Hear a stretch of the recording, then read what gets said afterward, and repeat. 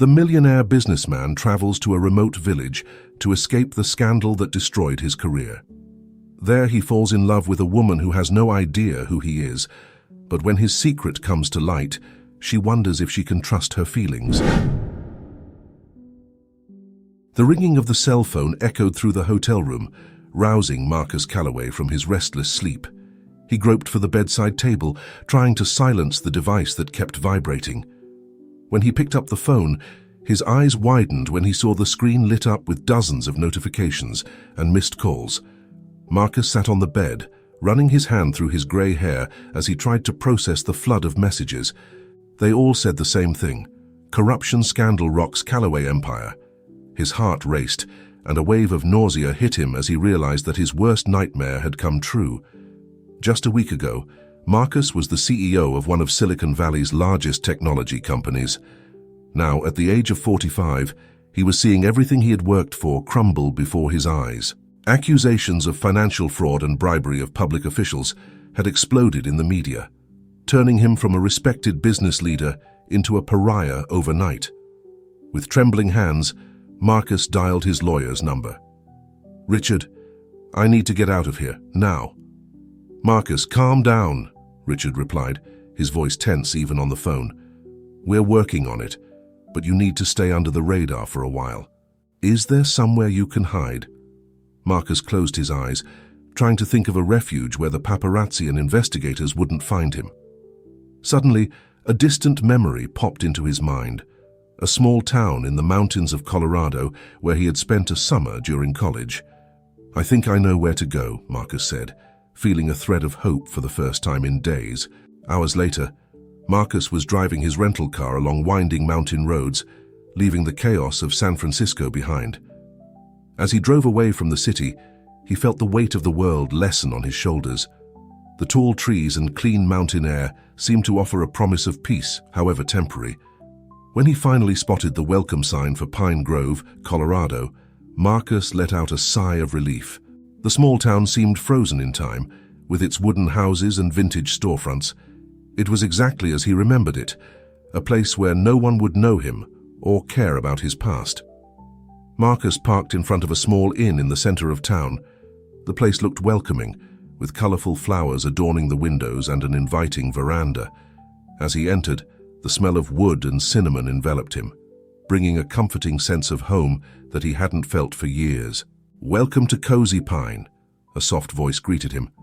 Marcus turned and faced a middle-aged woman with brown hair in an unassuming bun and green eyes that seemed to radiate kindness. "I'm Claire, the owner. What brings you to our small town?" For a moment, Marcus hesitated. His instinct as a businessman wanted to create an elaborate story, but something in Claire's genuine smile made him opt for simplicity. "I need some time away from everything," he replied, surprised by the honesty in his voice. Claire nodded understandingly. "Well, you've come to the right place. Pine Grove has a way of calming even the most restless souls. How long do you intend to stay?" I'm not sure," Marcus admitted, realizing that he hadn't planned anything other than his escape. "Don't worry," Claire smiled, taking a key from the panel behind her. "Room 7 has the best view of the mountains. Stay as long as you need." As he followed Claire into the room, Marcus felt a strange mixture of relief and apprehension. On the one hand, he was grateful to have found a refuge away from the chaos of his previous life. On the other, the uncertainty of the future weighed over him like a dark cloud. The room was simple but cozy. A king-size bed covered in a handmade quilt dominated the space, and the large windows offered a breathtaking view of the mountains in the distance. Marcus walked over to the window, watching the sun set behind the snowy peaks.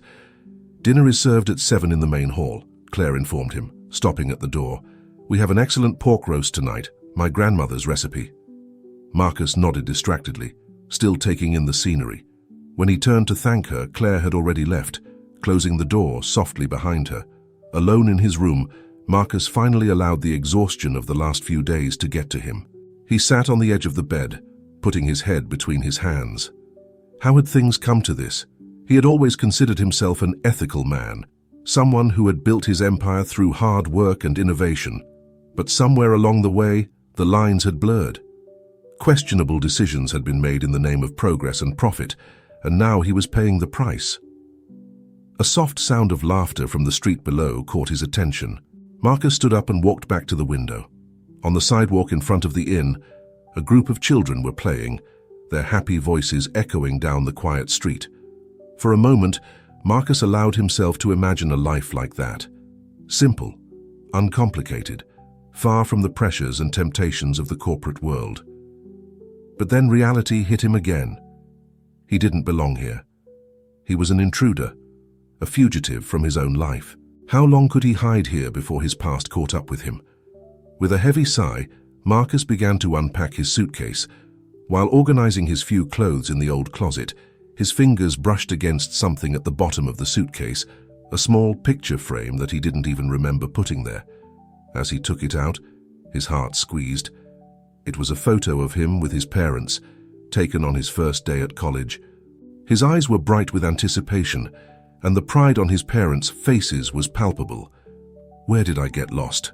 Marcus muttered to himself, running his finger over the dusty glass of the picture frame. The sound of soft knocks on the door snapped him out of his thoughts. "Mr. Parker," Claire's voice called from the other side. Marcus frowned for a moment, confused, until he remembered the false name he had given when making the reservation. "Dinner's served if you're hungry." "Thanks, I'll be right down," Marcus replied, putting the picture frame back in his suitcase.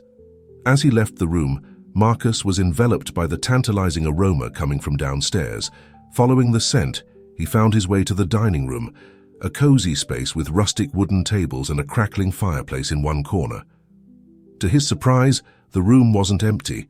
A few tables were occupied by other guests, couples and families chatting animatedly about their days of adventure in the mountains. For a moment, Marcus hesitated at the entrance, feeling out of place. "This way, Mr. Parker." Claire appeared at his side, guiding him to a table by the window. "I hope you like red wine. We have an excellent local vintage to go with the roast." Marcus nodded gratefully, taking a seat and watching Claire walk away to fetch his dinner. As he waited, his eyes wandered around the room, taking in the details of the rustic decor and the welcoming atmosphere. It was a completely different world from the cold, impersonal corporate environment he was used to. "Excuse me, is that chair taken?" A soft voice interrupted his thoughts. Marcus looked up to see a woman in her 30s, with curly red hair framing a freckled face. "Nurse, make yourself at home," Marcus replied, gesturing to the empty chair in front of him. The woman smiled and sat down gracefully. "Thank you. I'm Olivia, the new teacher in town." "And you?" Marcus hesitated for a moment before answering. "Marcus Parker. So I'm just passing through." "Well, Marcus Parker," Olivia smiled, her blue eyes sparkling with curiosity. "What brings a man passing through a place like Pine Grove?" Before Marcus could formulate an answer, Claire arrived with steaming plates of pot roast. The delicious aroma filled the air between them, momentarily diverting Olivia's attention. As they began to eat, Marcus found himself relaxing in Olivia's uncomplicated presence. She talked animatedly about the city, her students, and the plans for the upcoming fall festival. Marcus found himself smiling and asking questions, genuinely interested in the simple but purposeful life she was describing. As the evening progressed and the other tables emptied, Marcus realized that he had spent hours talking to Olivia without even mentioning San Francisco, her company, or the scandal. For the first time in weeks, he felt normal. When they finally said goodbye late at night, Marcus went up to his room with a strange feeling in his chest. It was something he hadn't felt for a long time, a mixture of peace and possibility. Lying in bed, staring at the wooden ceiling, Marcus reflected on the day. Pine Grove was supposed to be just a temporary hideaway, a place to take refuge while the storm passed. But now, with Olivia's smiling face in his mind and the welcoming simplicity of the town enveloping him, he wondered if maybe, just maybe, he had found something more. With that thought, Marcus closed his eyes, allowing himself, for the first time in a long time, to dream of a future different from the one he had planned. A future where a person's worth was not measured by their possessions or their influence, but by their ability to genuinely connect with others. As sleep enveloped him, Marcus couldn't imagine that his journey in Pine Grove had only just begun, and that the days ahead would bring challenges and revelations that would change the course of his life forever. The aroma of freshly brewed coffee and fresh bread woke Marcus from a surprisingly peaceful sleep. For a moment, he was disoriented, his eyes scanning the rustic inn room.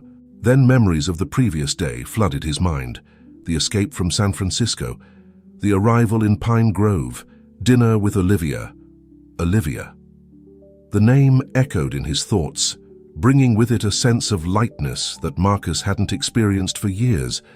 There was something about the red-haired teacher that intrigued him, an authenticity that contrasted drastically with the artificial world he was used to.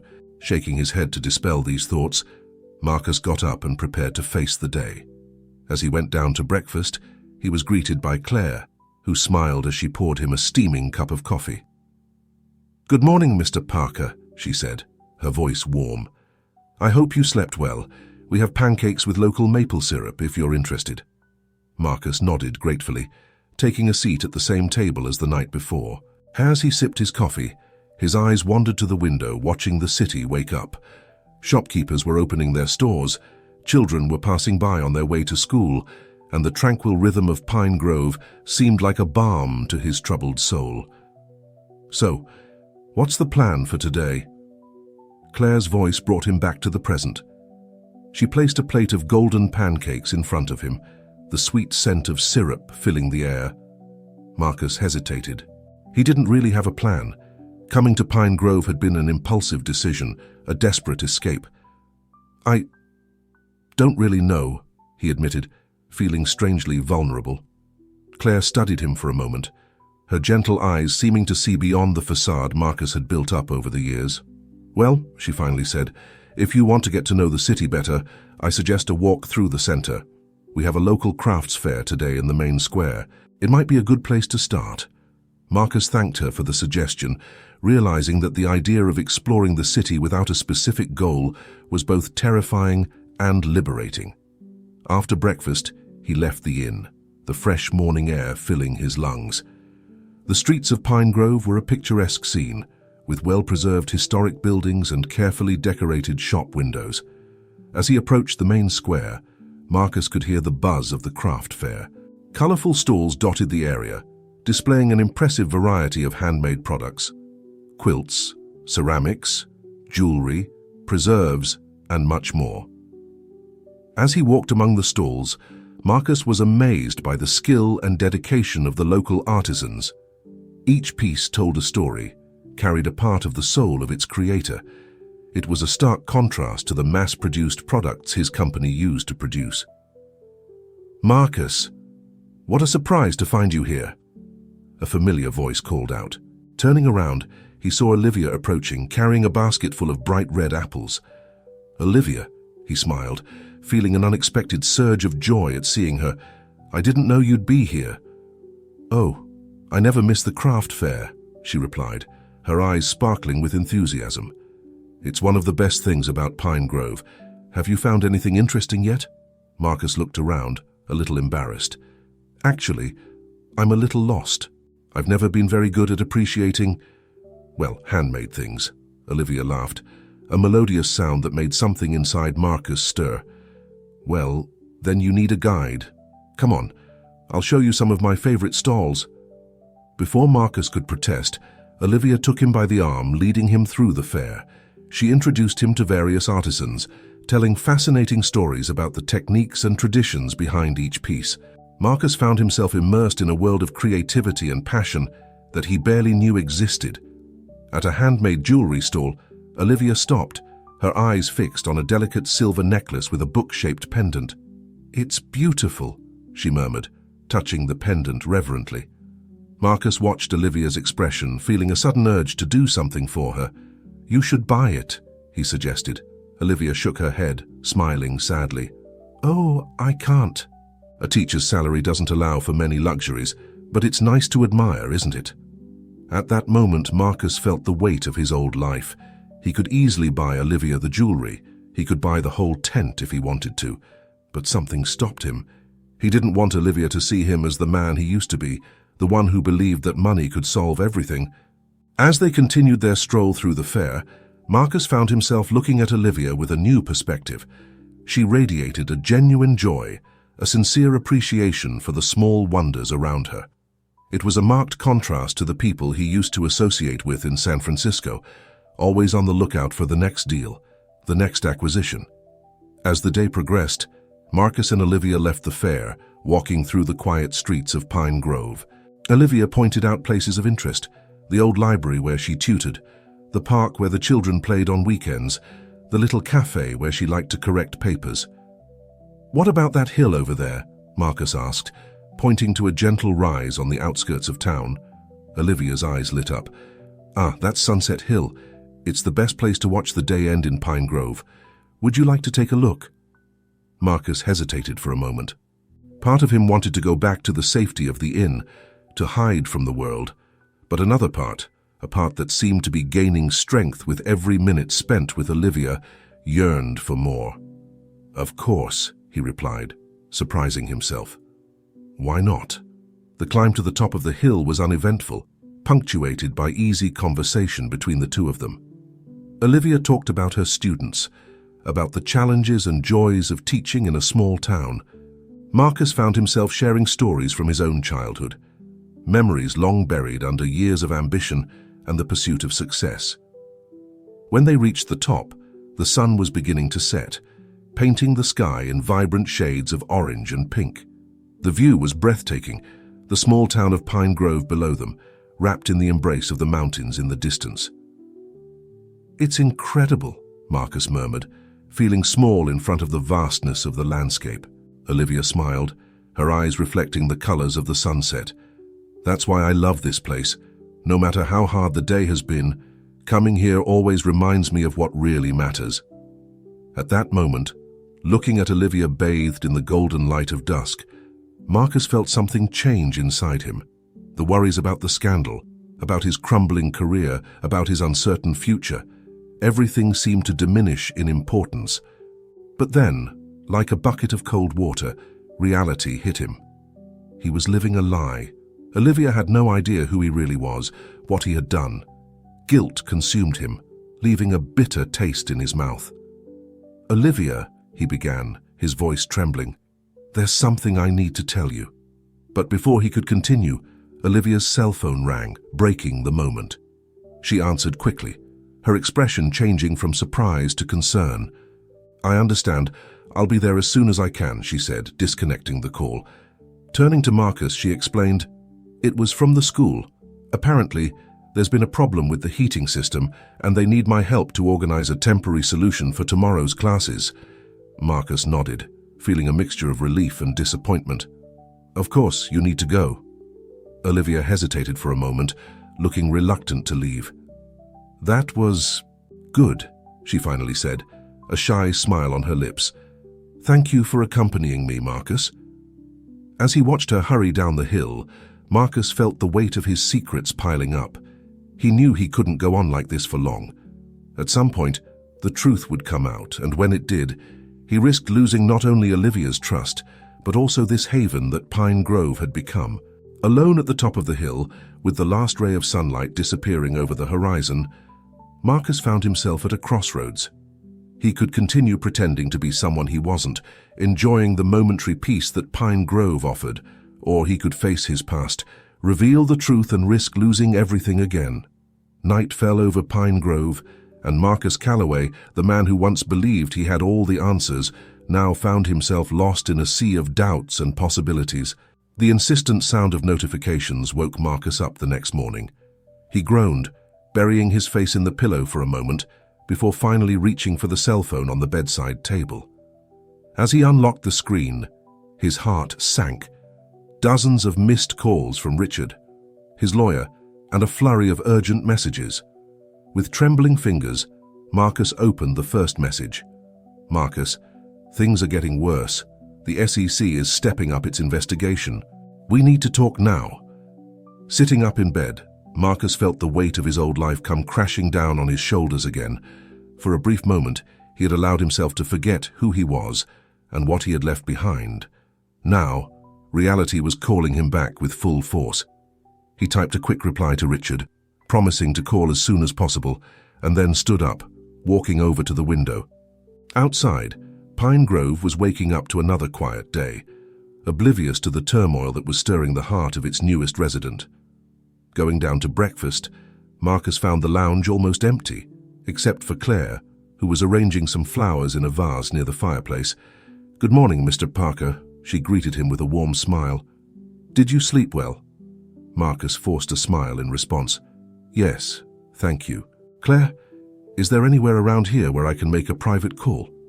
Claire seemed to notice the tension in his voice, but didn't comment. "Sure, you can use the back office. Just let me know when you've finished." Grateful, Marcus headed for the small office. As soon as he had closed the door behind him, he dialed Richard's number. "Finally!" His lawyer's exasperated voice sounded on the other end of the line. "Where the hell have you been, Marcus?"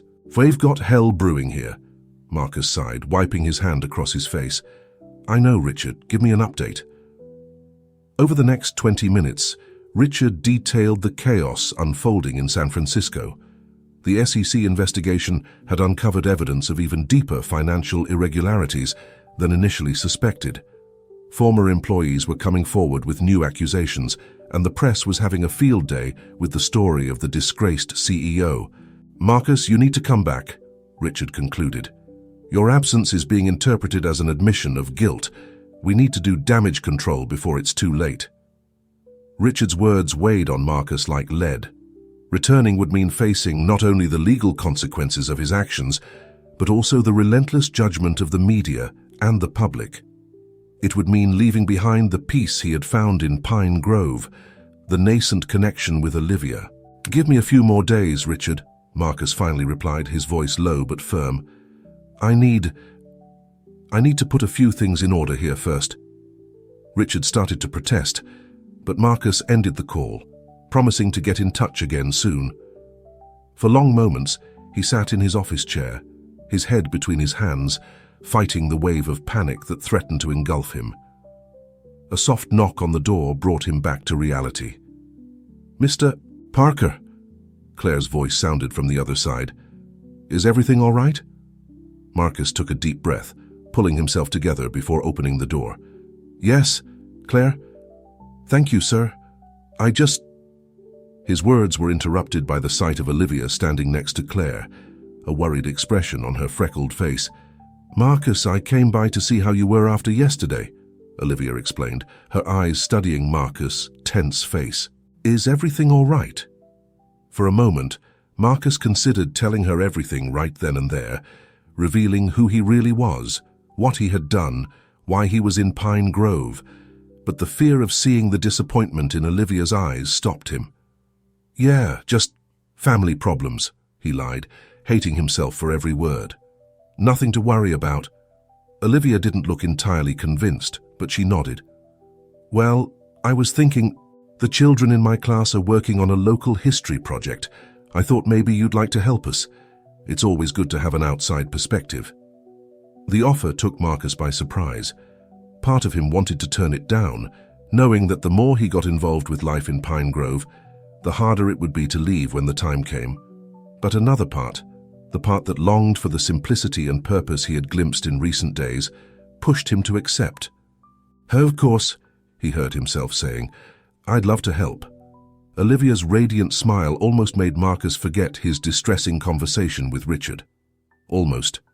Hours later, Marcus found himself in the small Pine Grove school, surrounded by enthusiastic children sharing stories about their grandparents, about the early days of the town, about local legends that had been passed down from generation to generation. Watching Olivia interact with the students, Marcus felt a twinge of envy. She seemed so sure of her place in the world, so connected to the community around her. It was a stark contrast to the isolated, self-focused life he had led for so many years. "Mr. Parker," a little girl with pigtails caught his eye, "do you think Pine Grove will change much in the future?" The innocent question hit Marcus like a punch in the gut. He thought of the real estate developments his company used to undertake, how small towns like Pine Grove were often swallowed up by the relentless progress of development. "I hope not," he finally replied, surprising himself with the sincerity in his voice. Places like Pine Grove are special.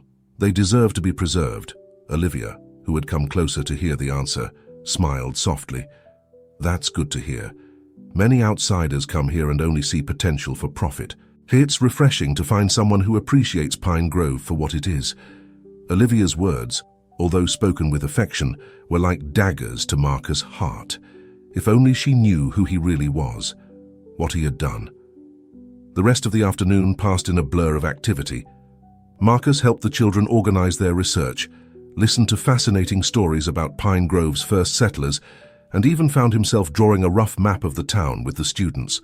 When the bell rang announcing the end of classes, Marcus was surprised to realize that, for a few hours, he had completely forgotten his problems.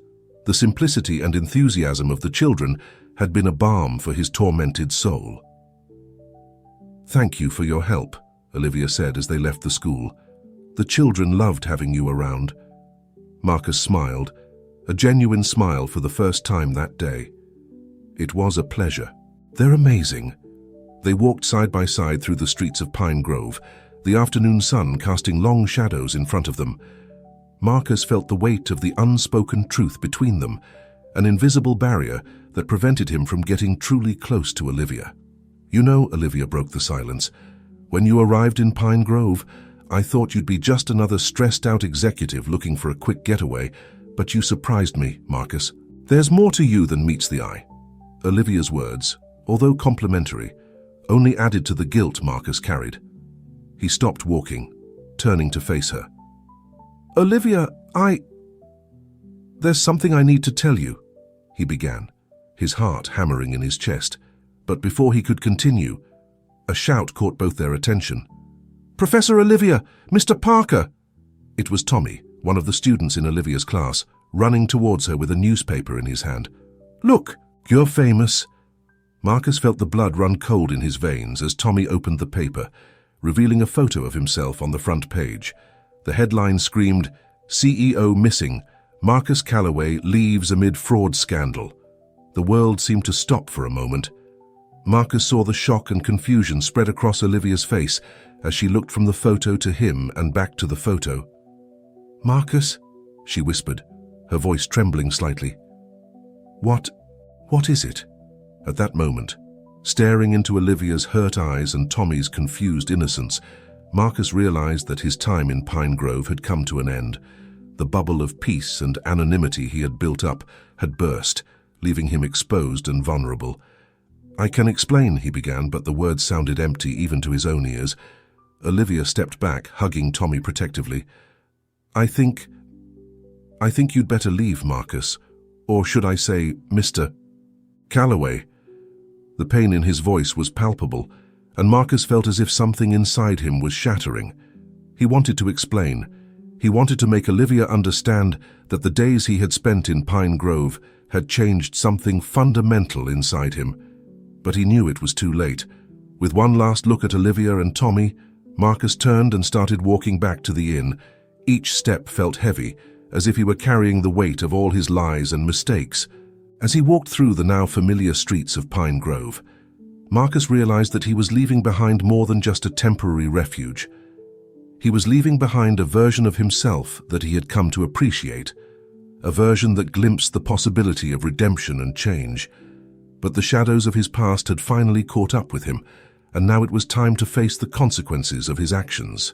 With a heavy heart, Marcus entered the inn, determined to pack his bags and leave before the sun rose again over Pine Grove.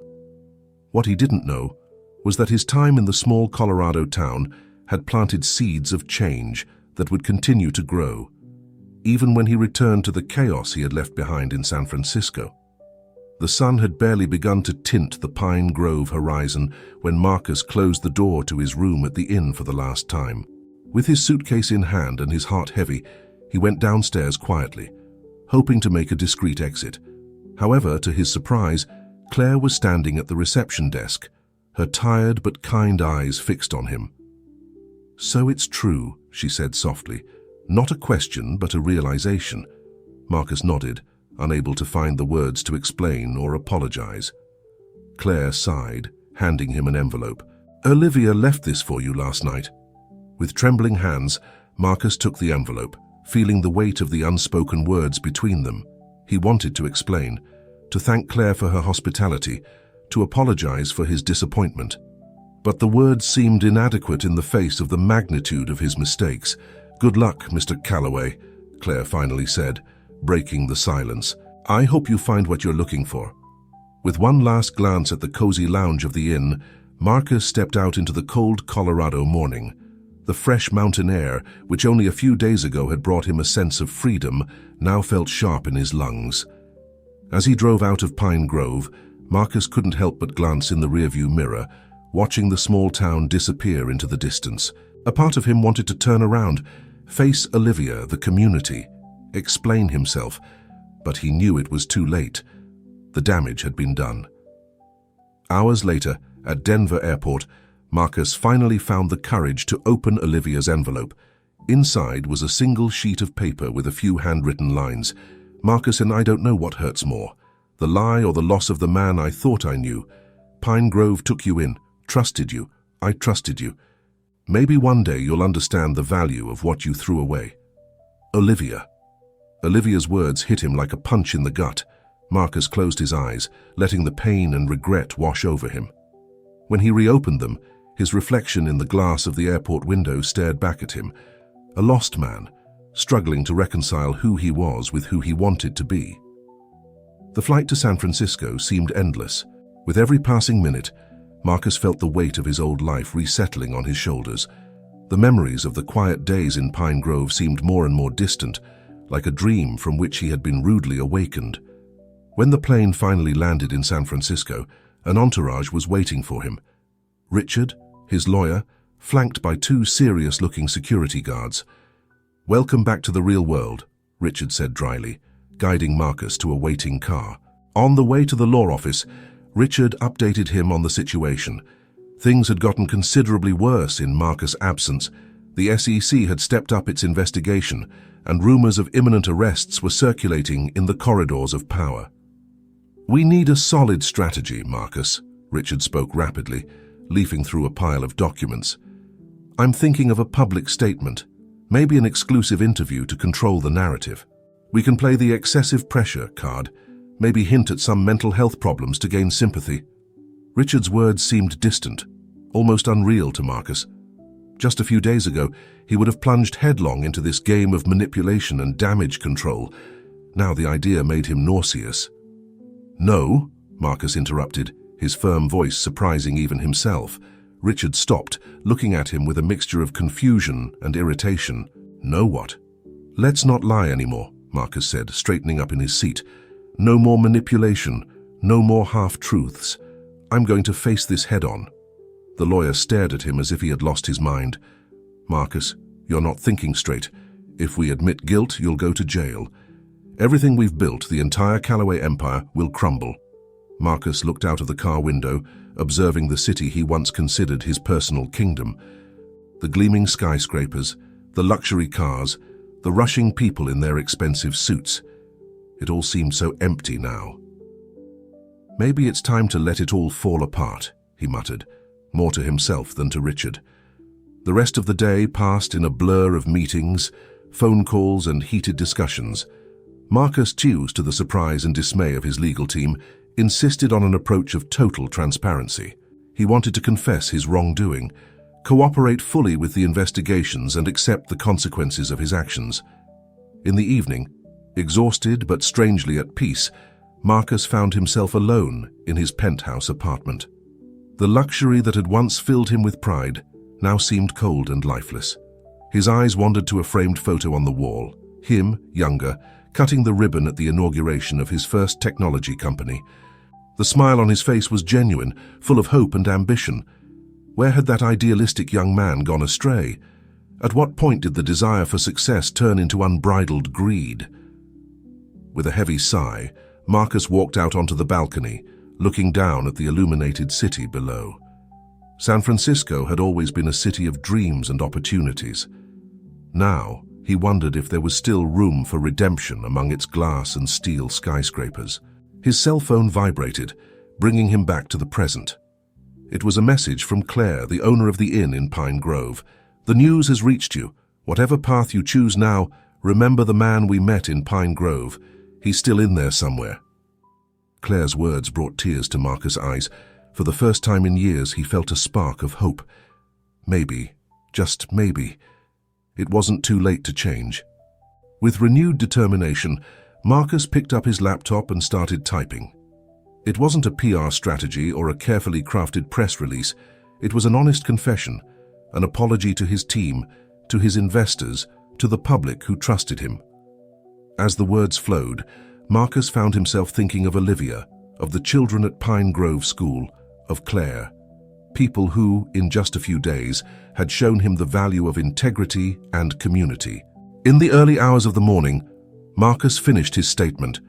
He knew that what came next would not be easy. There would be legal, financial, and personal consequences to face, but for the first time in a long time, he felt at peace with his choices. Before sending the document to Richard and his communications team, Marcus opened his drawer and took out the envelope Olivia had given him. Rereading her words, he took out a pen and wrote on the back of the paper, "Olivia, you were right. I threw away something precious, but your words and the time I spent in Pine Grove planted a seed.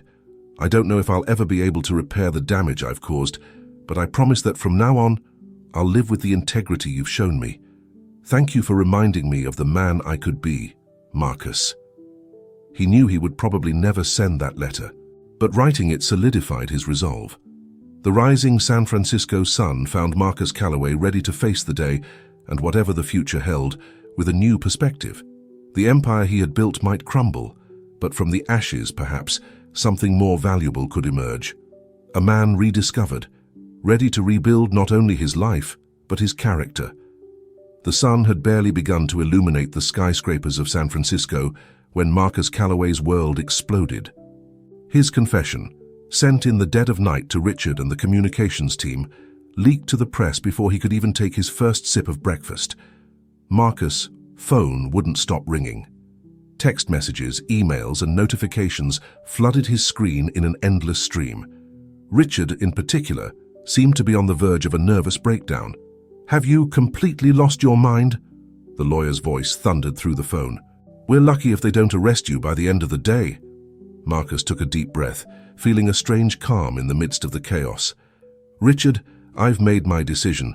It's time to face the consequences." Outside his apartment, a crowd of reporters was already gathering, their voices rising in a chorus of unanswered questions. Marcus watched the scene through the window, remembering how, not so long ago, he would have savored all this attention. His cell phone vibrated again, this time with a message from an unknown number. "Mr. Calloway, this is Special Agent Ramirez from the FBI. We need to talk. I'm on my way to your apartment." Marcus' heart raced, but not from fear. It was a sense of finality, as if all the paths of his life had led him to this moment. While waiting for the FBI agent to arrive, Marcus allowed himself a moment of reflection. His eyes landed on a photograph on his bookshelf, he and his team celebrating the launch of their first successful product. Smiling faces, glasses of champagne raised in a toast to the bright future that awaited them. How many of those smiles were genuine? How many of these employees had he betrayed with his actions? The doorbell rang, snapping him out of his thoughts. Marcus opened the door to find himself face to face with Agent Ramirez, a middle-aged man with piercing eyes and a serious expression. "Mr. Calloway," Ramirez greeted with a brief nod. "Can we talk?" Marcus nodded, leading the agent into his office. As they sat down, he noticed the pile of documents Ramirez was carrying. His life, his mistakes, all reduced to pages of evidence and accusations. "Your confession this morning took a lot of people by surprise," Ramirez began, his tone neutral, professional. "I have to say, it made our job a lot easier." Marcus sketched a sad smile. "I'm happy to help, Agent Ramirez, although I suspect my lawyer doesn't share that sentiment." Ramirez arched an eyebrow, a faint trace of curiosity permeating his impassive face. "I must admit, Mr. Calloway, that in all my years at the Bureau, I've never seen a suspect so cooperative. What's changed?" For a moment, Marcus found himself transported back to Pine Grove. The fresh mountain air, Olivia's warm smile, the laughter of the children at school. Let's just say I had an enlightening experience, he finally replied. The next few hours were a blur of depositions, signatures on documents and detailed explanations of every questionable transaction, every dubious ethical decision Marcus had made in recent years. It was exhausting, but also cathartic. Each confession seemed to remove a weight from his shoulders, even if it added years to his potential sentence. When Ramirez finally got up to leave, it was late afternoon. "Mr. Calloway," he said, his voice a little softer than it had been during the interrogation, "I must inform you that, given the extent of your indiscretions, it is highly likely that we will face criminal proceedings. I suggest you prepare yourself accordingly." Marcus nodded, a sense of resignation mingling with a strange sense of peace. "I understand, Agent Ramirez, and I appreciate your kindness during this process." After Ramirez left, Marcus found himself alone again in his vast apartment. The silence was deafening after hours of interrogation. He walked out onto the balcony, watching the sun set over San Francisco Bay. The city that had once been his personal playground now seemed distant, as if it belonged to another life. His cell phone vibrated once again. This time it was a message from Claire, the owner of the inn in Pine Grove. "I've just seen the news. Whatever the outcome, know that there are people here rooting for you. The truth isn't always the easiest path, but it's the only one that leads to peace." Claire's words brought tears to Marcus' eyes. He wondered what Olivia would think when she saw the news. Would she understand that her brief stay in Pine Grove had been the catalyst for this drastic change? That night, unable to sleep, Marcus sat in his office and began to write. They weren't business strategies or expansion plans, as he usually did on sleepless nights. This time, he was writing letters. Letters of apology to employees who had trusted him, to investors he had cheated, to the community he had neglected in his blind pursuit of success. The last letter he wrote was to Olivia. In it, he poured out his heart, explaining how the few days in Pine Grove had changed his perspective, how the brief glimpse of a simple, honest life had awakened something long dormant inside him. "And although I know we'll probably never see each other again, I want you to know that you, Pine Grove, and all the wonderful people I met there will always be an important part of my story. You reminded me of the man I wanted to be, the man I hope I can still become." When the sun rose, he found Marcus still in his office, surrounded by letters and with deep circles under his eyes, but with a renewed determination shining in his eyes. The following weeks were a whirlwind of court hearings, plea bargain negotiations, and endless meetings with lawyers. The company Marcus had built was crumbling, with shares plummeting and investors fleeing in droves. But, surprisingly, he found himself less concerned about the crumbling empire and more focused on doing the right thing. In a decision that shocked the corporate world, Marcus announced that he was liquidating a large part of his personal assets to create a compensation fund for employees and investors affected by his actions. The mansion in Atherton, the yacht in Monaco, the collection of luxury cars, everything was put up for sale. The press, which had initially crucified him, began to change its tune. Stories about the repentant CEO began to circulate, some even painting Marcus as a tragic figure in search of redemption. But for Marcus, public opinion was secondary. He was more concerned about the people he had directly affected. In a move that surprised even his lawyer, Marcus insisted on meeting personally with former employees and small investors who had been hardest hit by the scandal. They were painful meetings, full of tears, accusations, and occasionally, forgiveness. Each story of financial hardship, of broken dreams, weighed heavily on Marcus' conscience, but he faced them head-on, determined to listen, to understand the real impact of his actions. At one of these meetings, a former employee, Amy, a young programmer who had been fired at the height of the scandal, surprised him with a question. "Why, Mr. Calloway? Why did you decide to tell the truth now?" Marcus hesitated, the memories of Pine Grove flooding his mind. "Because," he answered slowly, "someone reminded me of the value of integrity and made me realize that no success is worth it if the price is your soul." Amy studied him for a long moment before nodding. "Well, that's a start," she said, a ghost of a smile on her lips. As the trial approached, Marcus found himself more and more at peace with whatever the future held. He knew that he would probably face time in prison, that his career in the corporate world was effectively over. But for the first time in years, when he looked in the mirror, he didn't see a powerful CEO or a white-collar criminal. He just saw a man trying to do the right thing, one day at a time. On the eve of the trial, while organizing his last affairs, Marcus found the envelope Olivia had given him in Pine Grove. Rereading her words, he felt a wave of gratitude. Without knowing it, that small Colorado town and its people had given him the greatest gift of all, the chance to rediscover his humanity. That night, before going to sleep, Marcus did something he hadn't done since he was a child. He prayed, not for absolution or a judicial miracle, but for strength. Strength to face what would come next with dignity and to one day become the man Pine Grove had envisioned in him. When the sun rose on the day of the trial, Marcus Calloway was ready, not to fight or to dodge, but to accept the consequences, to accept responsibility, and perhaps most importantly, to accept the opportunity to start again, no matter how difficult the road ahead. The courtroom was packed on the day of Marcus Calloway's trial.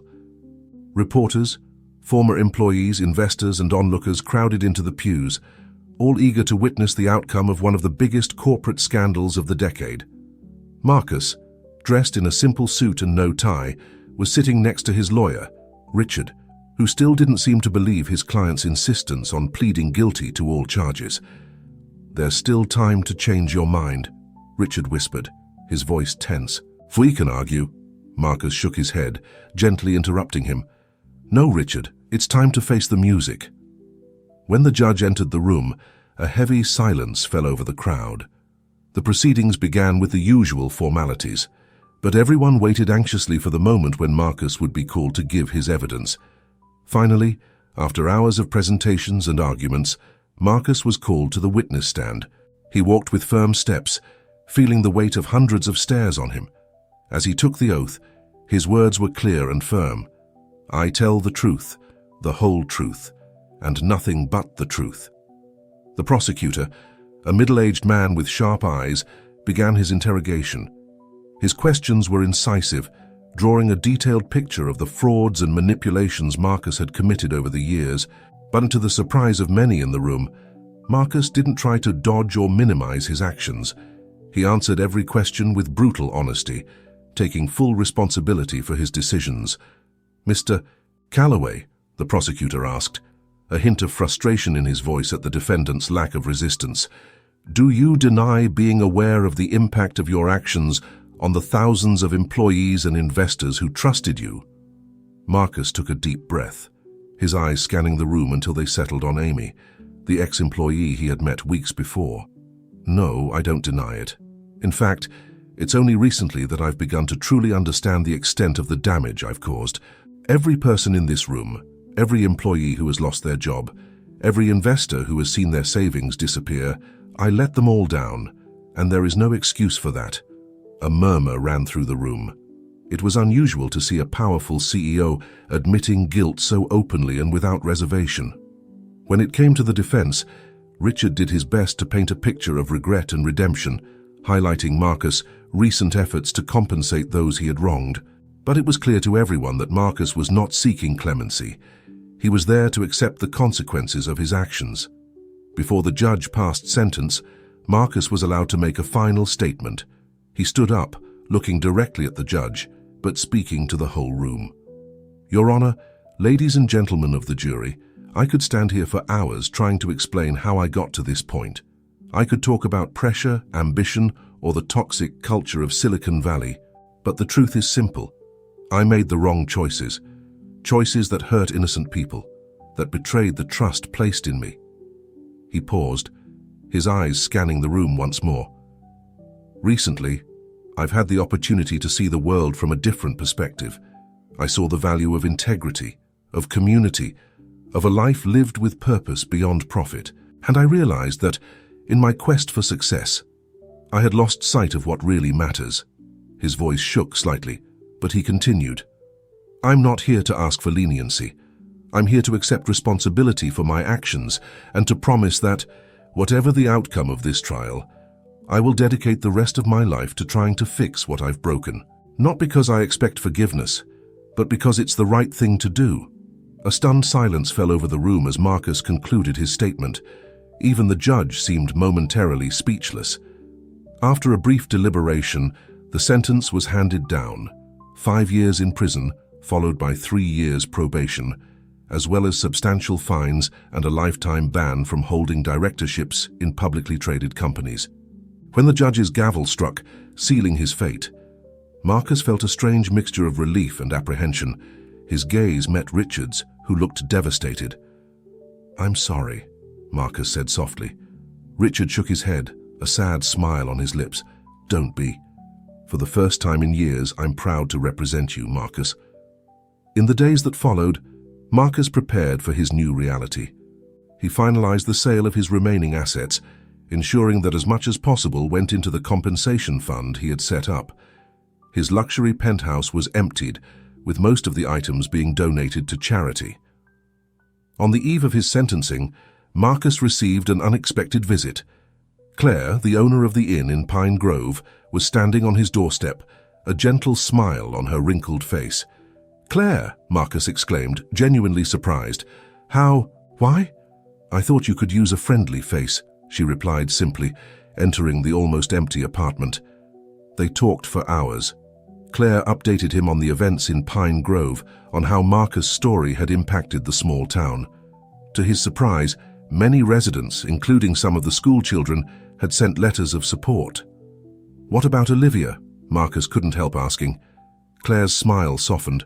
"She's fine, confused, maybe a little hurt still, but she understands more than you know." Before leaving, Claire handed Marcus a small package. "For when things get tough," she explained, "to remind you of who you can be." The next morning, when the officers came to pick him up, Marcus was ready.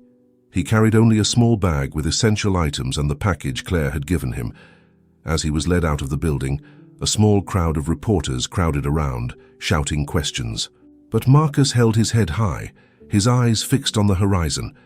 One reporter, more persistent than the others, managed to get close enough to ask one last question. "Mr. Calloway, do you regret confessing?" Marcus paused for a moment, turning to face her.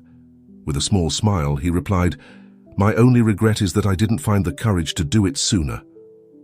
With those words, he got into the car that would take him to his new temporary life behind bars.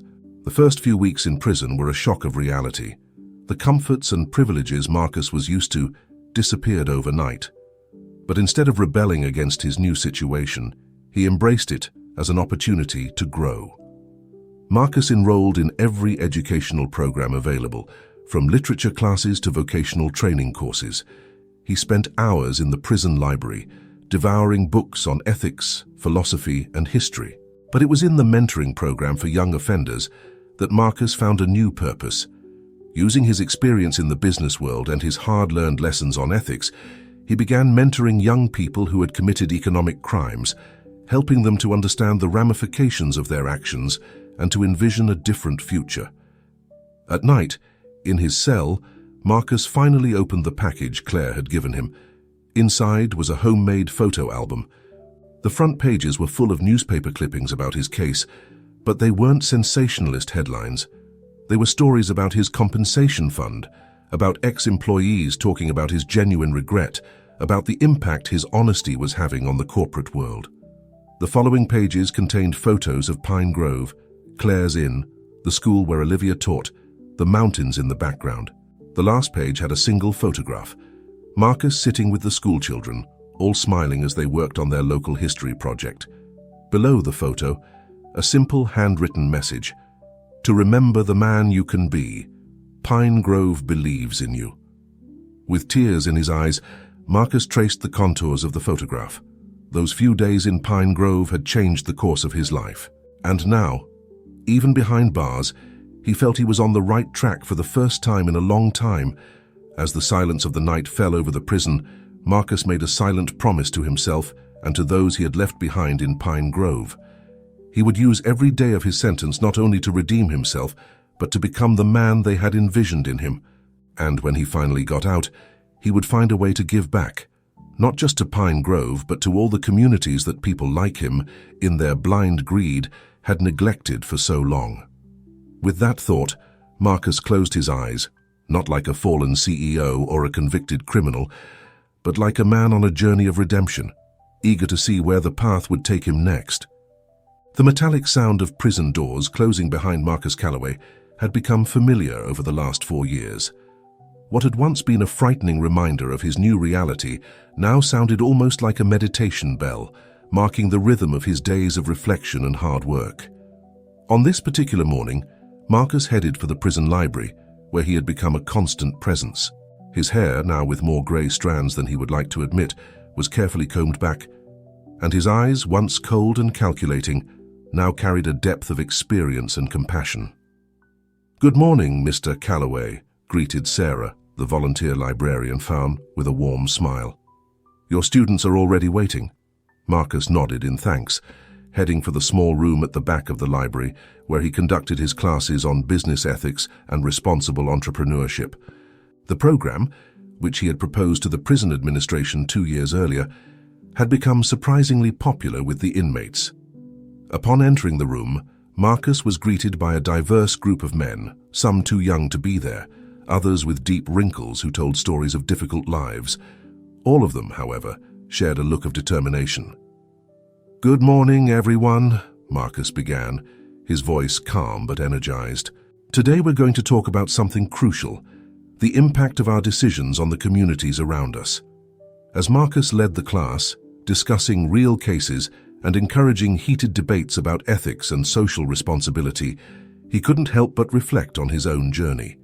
Each lesson he taught was a reminder of his own mistakes and the hard-won wisdom he had acquired. After the lesson, one of the students, a young man called Alex who had been convicted of cyber fraud, approached Marcus. "Mr. Calloway," he began, hesitantly, I've been offered a job when I leave here. It's a technology startup. They know about my past and they still want to give me a chance." Marcus felt a surge of pride. Alex had been one of his first students, and seeing him progress was incredibly gratifying. "That's wonderful, Alex. How do you feel about that?" Alex hesitated. "I'm excited, but what if I screw up again? What if the temptation is too great?" Marcus put a comforting hand on the young man's shoulder. "Alex, the fact that you're asking these questions already shows how much you've grown. Remember what we discussed. Integrity isn't about never being tempted. It's about making the right choice even when no one is looking." Alex's eyes lit up with a mixture of gratitude and determination. "Thank you, Mr. Calloway. I won't let you down." "It's not about me, Alex," Marcus corrected gently. "It's about you and the people your life will touch. Now go and show the world the man you've become." As he watched Alex walk away, Marcus felt a familiar pang of nostalgia. He thought of Pine Grove, of Olivia, of the kids at school. Did they know the lasting impact they had had on his life? Later that day, during his free time, Marcus made his way to the prison's small garden. What had once been a barren patch of land had been transformed, under his care and that of other inmates, into a vibrant oasis of flowers and vegetables. While tending to a small bed of tomatoes, Marcus was surprised by the voice of the prison warden, Mr. Thompson. "Impressive work, Calloway," the warden commented, looking around the garden. "Who knew the famous Wall Street shark had green fingers?" Marcus laughed softly. "Believe me, Mr. Thompson, no one is more surprised than I am." The director watched Marcus for a moment before continuing. "You know, Calloway, in all my years in this job, I've rarely seen anyone make such productive use of their time here as you." Marcus stopped his work, turning to face the director. "What can I say? I've had a lot of time to think about the kind of legacy I want to leave." Thompson nodded thoughtfully. "Well, speaking of legacy, I have some news that might interest you. Your case, and more specifically, your post-conviction actions, have generated a lot of discussion in academic and public policy circles." Marcus' heart raced. "What do you mean?" "Several prestigious universities are using your case as a study in their business ethics programs, and there's a growing movement in Congress to reform white-collar crime laws, partly inspired by your example of voluntary confession and restitution." Marcus was momentarily speechless. The idea that his actions might be causing positive ripples beyond the prison walls was both exhilarating and humbling. "There's more," Thompson continued. "We've received an unusual request. A team of documentary makers want to do a series on rehabilitation and business ethics. They're particularly interested in your mentoring program here at the prison." Marcus felt a mixture of emotions: surprise, apprehension, a twinge of hope. "And what do you make of that, Warden?" Thompson shrugged. "Normally, I'd be against it. But your program has made a real difference here, Calloway. If there's a chance to extend that impact, to show the world that redemption is possible, well, I think it's worth considering." That evening, back in his cell, Marcus reflected on his conversation with the warden. His gaze wandered to the photo album Claire had given him, now a little worn from frequent use. The photo of the Pine Grove children smiled back at him, a constant reminder of the man he was striving to be. Picking up a pen, Marcus began to write in his diary, something that had become a nightly ritual for him. "Today, I was reminded that our actions have the power to create ripples that go far beyond ourselves. When I arrived here, I thought my life was over. Now I see that maybe it's just beginning. If there is a chance, however small, that my story can help others avoid the mistakes I made, I have no right to hide." He paused, thinking of Olivia, of Claire, of everyone in Pine Grove. "You showed me the value of community, of integrity. Now, maybe it's my turn to pass that lesson on, not to redeem myself. This journey is ongoing, but to honor the faith you've placed in me." As the silence of the night fell over the prison, Marcus felt a sense of purpose that he hadn't experienced since his early days as an entrepreneur. But this time, it wasn't ambition or greed that motivated him. It was the possibility of making a difference, of turning his biggest mistake into a force for good. With that thought, Marcus closed his eyes, dreaming not of fortunes or power, but of a future where the lessons he had learned the hard way could help shape a more ethical and compassionate business world. As sleep enveloped him, Marcus allowed himself, for the first time in a long time, to feel a spark of true optimism about the future. The seeds of change he had planted, both in the prison garden and in the minds and hearts of those he had mentored, were beginning to sprout. And although the road ahead was still long and uncertain, Marcus Calloway was finally at peace with the journey. The rising sun painted the sky in soft shades of pink and orange as the prison gate opened, releasing Marcus Calloway to the outside world after 5 years of confinement. He took a deep breath, feeling the fresh morning air fill his lungs, a changed man ready to face a new chapter in his life. Richard, his former lawyer and now friend, was waiting for him outside with a warm smile. "Welcome back, Marcus," he said, extending his hand for a firm shake that turned into a hug. As they drove towards the city, Marcus watched the landscape pass by the car window, absorbing the subtle changes that 5 years had brought. San Francisco seemed at once familiar and strange, like a half-forgotten dream. "So what are your plans now?" Richard asked, breaking the comfortable silence that had settled between them. Marcus smiled, a determined glint in his eyes. "First, to fulfill my parole, then, well, I have a few ideas." In the months that followed, Marcus plunged headlong into his new purpose. Using the resources he had set aside from his compensation fund, he established a foundation dedicated to promoting business ethics and supporting ex-offenders seeking a second chance in the business world. His experience in prison and his story of redemption made him a unique and powerful voice in the field of corporate responsibility. Universities invited him to lecture, startups sought his guidance, and even large corporations, eager to clean up their images, asked for his advice.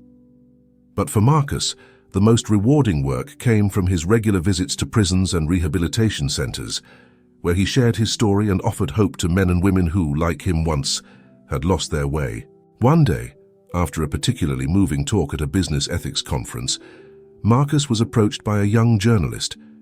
"Mr. Calloway," she began, her eyes shining with curiosity, "your story has inspired many, but there is one question that everyone seems to have. What exactly happened in those days before your confession? What caused such a dramatic change in you?" Marcus smiled, feeling a wave of nostalgia hit him. "Have you ever heard of a place called Pine Grove?" he asked. The journalist's curiosity was the catalyst Marcus needed. Over the next few days, he found himself thinking more and more about Pine Grove, about Olivia, about Claire, about the children at school. He realized that there was a part of his journey that still needed to be completed. With a mixture of anxiety and anticipation, Marcus hit the road for Colorado. The drive was long, giving him ample time to reflect on how his life had changed since the last time he had made this journey. When he finally saw the Pine Grove welcome sign, his heart raced. The town looked almost identical to his memories, as if time had stood still in that small corner of the world. His first destination was Claire's Inn. As he entered, he was greeted by the familiar aroma of coffee and the soft sound of country music playing in the background. Claire, a little grayer but with the same warm smile, was behind the counter. For a moment, they just looked at each other, years of unspoken history hanging between them. Then Claire cracked a big smile and came out from behind the counter to hug him. "Marcus Calloway," she said, her voice tinged with emotion. "Welcome back." In the days that followed, Marcus re-explored Pine Grove, remembering how that small town had changed the course of his life. He visited the school, now run by a new principal, but still full of the same vibrant spirit he remembered. It was there, in the schoolyard, that he finally met Olivia again. She was sitting on a bench, correcting some work, when she saw him approach. Her eyes widened in recognition, a mixture of emotions flashing across her face. "Marcus," she said softly, standing up. "Hello, Olivia," he replied, feeling as if time had gone backwards and forwards simultaneously. They talked for hours, Marcus sharing his journey of the last few years, the lessons he had learned, the impact Pine Grove and Olivia had had on his life. Olivia listened intently, occasionally sharing how Marcus' story had resonated in the small town, inspiring discussions about integrity and second chances. "You know," Olivia finally said, a smile playing on her lips, "I always knew there was something special about you, even in those early days. I think we all saw a glimpse of the man you could be." Marcus felt a lump in his throat. "You saw something in me that I had long forgotten. Pine Grove gave me much more than a temporary refuge. It gave me a second chance at life." In the days that followed, Marcus reintegrated into the Pine Grove community. He shared his story at the local church, talked to the students about ethics and responsibility, and even helped Claire renovate some of the rooms in the hostel.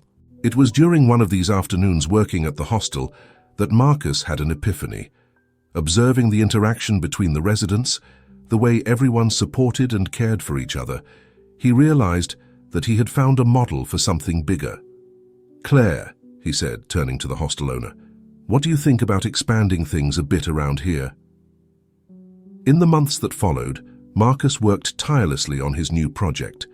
Using his business experience and the contacts he had made through his foundation, he established a revitalization program for small towns, starting with Pine Grove. The program wasn't just about injecting money into the local economy. It was about creating sustainable opportunities, promoting business ethics and preserving the unique spirit of each community. Pine Grove became a model, showing how small towns could thrive without losing their essence. A year after his return, Marcus was standing in the center of Pine Grove's main square, surrounded by smiling faces. The town was celebrating the inauguration of a new community center, funded by his foundation and built with the volunteer work of the residents. Looking out over the crowd, Marcus saw Claire, her eyes shining with pride. He saw Olivia, who was now not only a close friend, but also a valuable partner in his educational projects. He saw the faces of ex-offenders who had found a second chance through their programs, now integrated and contributing to the community. When it was his turn to speak, Marcus felt a wave of emotion hit him. "A few years ago," he began, his voice laden with sincerity, "I came to Pine Grove as a lost man running away from my mistakes. I thought I was looking for a hiding place, but what I found was a home. A place that reminded me of the man I wanted to be." He paused, looking at the attentive faces in front of him. "What we've created here, this community, this spirit of mutual support and integrity, is something precious. It's a model, not just for other cities, but for how we can live our lives. With compassion, with purpose, always seeking to uplift each other. As Marcus' words echoed around the square, followed by warm applause, he felt a deep sense of peace and accomplishment. His journey had been long and at times painful, but every step had brought him to this moment. Marcus Calloway, once a fallen titan of the corporate world, had found his true calling. Not in the pursuit of wealth or power, but in building communities, promoting ethics and offering second chances to himself and others. As the sun set over Pine Grove, casting a golden glow over the town, Marcus knew he was exactly where he was supposed to be. His story was no longer about redemption, but about starting over. And with every new day, every new project, every life touched, he was writing a new chapter, not just for himself, but for all those around him. The circle was complete. Pine Grove had saved him, and now, in his own way, he was helping to save Pine Grove and countless other communities. It was a legacy he could be proud of, a life lived with purpose and integrity. And so, as the stars began to dot the Colorado night sky, Marcus Calloway looked to the future with hope and determination, knowing that his journey, far from over, was just beginning a new and exciting chapter.